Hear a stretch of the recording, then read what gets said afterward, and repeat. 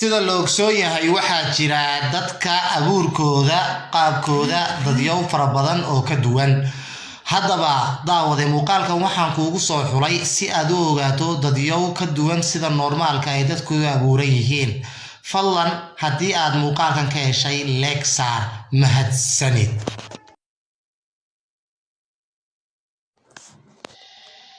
Roberto waxaa lagu sheegaa ninka ugu xubinta taranka weyn adduunka inta la ogsoon yahay, waana 57 jir. ninkan waa nin u dhashay dalka Mexico. ninkan dhibaatadiisa in badan ayuu qarsan jiray, wuxuuna ku qasbanaaday in uu dowladda ka codsado caawinaadaas oo ah in lagu xisaabiyo dadka naafada ah ee adduunka. marka lagu baraarugay cabashada ninkan, Roberto aad ayaa looga yaabay miidiyaha oo dhan. taasina waxay sabab u noqotay in ay dadka oo dhan ku wada qosqoslaan. Roberto ma aha nin si toos ah u socon kara, waxa uu ku qasban yahay in uu socdo hab jiis oo kale ah.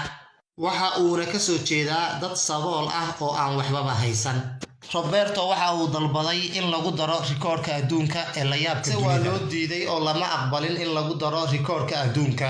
sababta loogu diiday waxay tahay Roberto waxaa baaritaan ku sameeyay dhaqaatiirta adduunka, iyaga oo sheegay xubinkiisa taranka inuu yahay 18 sentimitir oo kaliya, inta kalena ay tahay balagtii oo dheeraatay. sidaa darteedna Roberto laguma darin buugga adduunka ee la yaabka dunida. wuxuuna go'aansaday in uu ku biiro shirkadaha filimaanta anshax xumada ee adduunka si uu halkaa mar uga taajiro. Roberto waxay u soo bandhigeen in ay xubinkiisa taranka ah qalliin ay ku sameeyaan, inkastoo uu Roberto diiday. uu yiri jirkeyga qayb ka mid ah qalliin lagu sameyn maayo.